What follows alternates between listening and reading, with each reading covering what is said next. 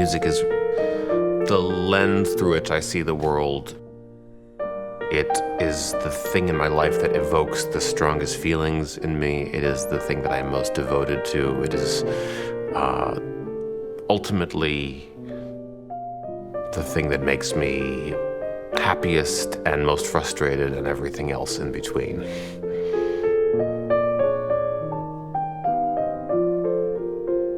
I started playing the piano when I was 6 years old. I was surrounded by music from birth. My parents are both musicians. I sort of think the most significant thing that ever happened to me was being born into a house where music was, the common language.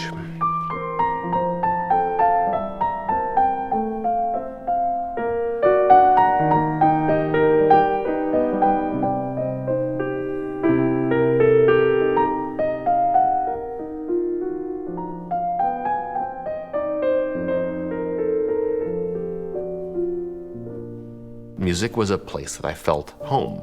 And so it felt like a terrible irony that eventually the anxiety around it became so extreme that it made me sort of almost forget the core of who I was.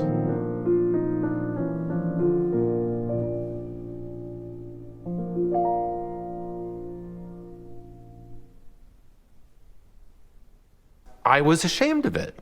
And, being a performer of music is many things. It's a vocation, but it is a job, And to admit that I had this problem felt very, very much for years like admitting to failure. And so for a really, really long time, my priority was on keeping it hidden. I thought as long as all that happens is that I suffer, it's fine. And I genuinely believe that. I think I probably would have said that out loud in those exact words for many years, as preposterous as it sounds to me saying it back now. It was in April of 2019. I had an honest-to-goodness panic attack in the middle of a concert, which led to me having to leave the stage, and I didn't finish. I was lying, on the ground with my feet up in a chair, and I couldn't really even lift my head. And it was like half an hour before I could stand up.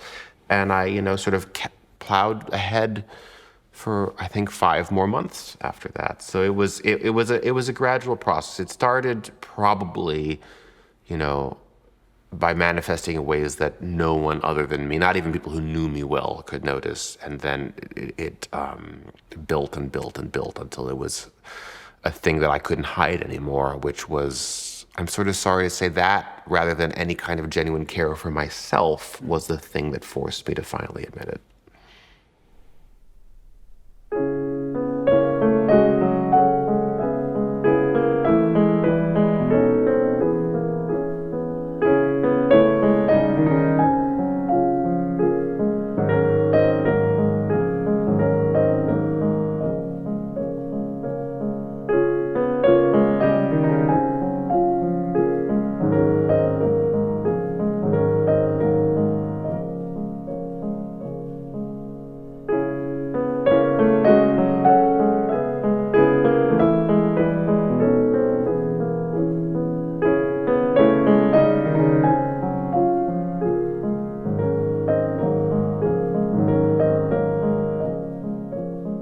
Well, you can only address a problem that you admit you have.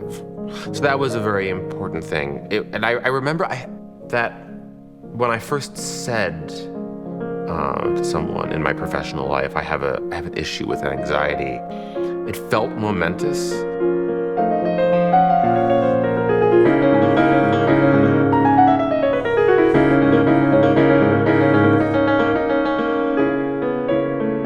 That began the very, very slow process of reimagining my relationship with myself, where to play a piece of music, I didn't have to be more or less than I was.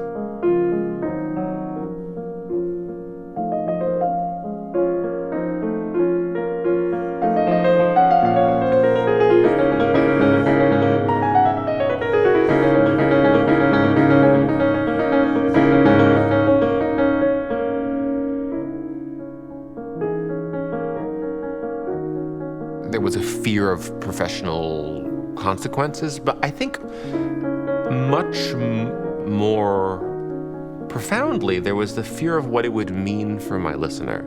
I didn't want to infect my audience with the worry that was infecting me by sort of making the audience member sit there and think, what's he feeling right now? What's happening right now? I wanted the audience to be able to have a direct and open channel to the music that I was playing.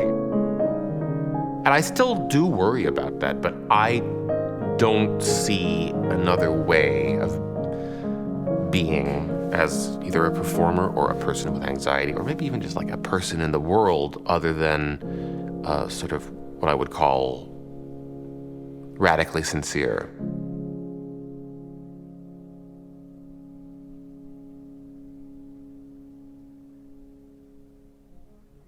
The two things that anxiety did to me on all of those years where I was trying to hide from it was it disconnected me from myself and it disconnected me from others. I remember a terrible moment about probably 3 or 4 years ago, and it was, again, in a concert that probably anyone who was there would have said sounded how I sound for the most part. But I was playing the Schumann Fantasy, which is a piece that I love with every fiber of my being. There are not many pieces about which I could do this, but I've cried on stage playing it. And I remember it was 2008, it was 3 years ago, playing it and feeling nothing. And to me, that was kind of like being dead. And when I look back at it, that is a memory as painful as the memory of collapsing in a concert, because it kind of represented like how divorced I was from what mattered most to me.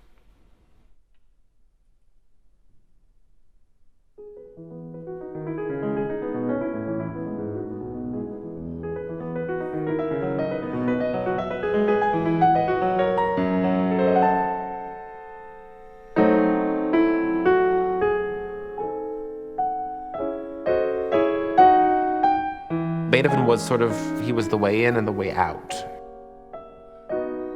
I definitely think that it's not a coincidence that the moment that my anxiety sort of hit this point where I had to address it, I couldn't deny it, that it happened when I was in the middle of playing all of the Beethoven sonatas in one single year, which meant that I was spending an absolutely unbelievable amount of my life living with him. I mean, really, all of it. Because I was practicing probably more than I ever had, just because of the sheer volume of music, but also Beethoven doesn't, let you go. The sheer volume of ideas and the amount of emotional territory which is covered is just absolutely staggering. But also, this was a person who wrote about sort of what I'm talking about being out of phase with the world, but feeling that music was so essential to him that in his case it kept him alive. He wrote a letter to his brothers in which he said, faced with deafness, I would have committed suicide, but for my need to create. And you feel that. You play one phrase of Beethoven and you feel that.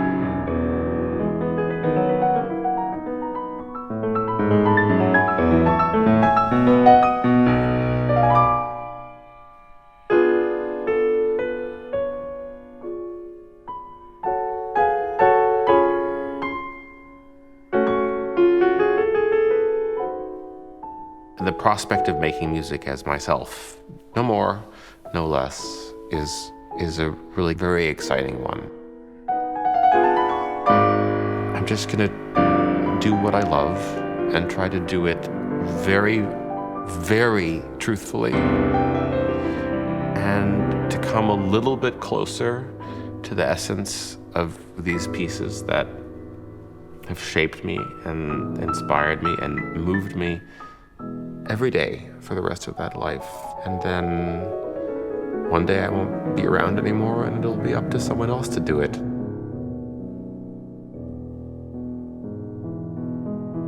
I do feel that there's something beautiful about, like, the world is bit by bit going to reopen, and I'm going to re-enter it. It kind of fundamentally changed from how or who I was the last time it was fully open.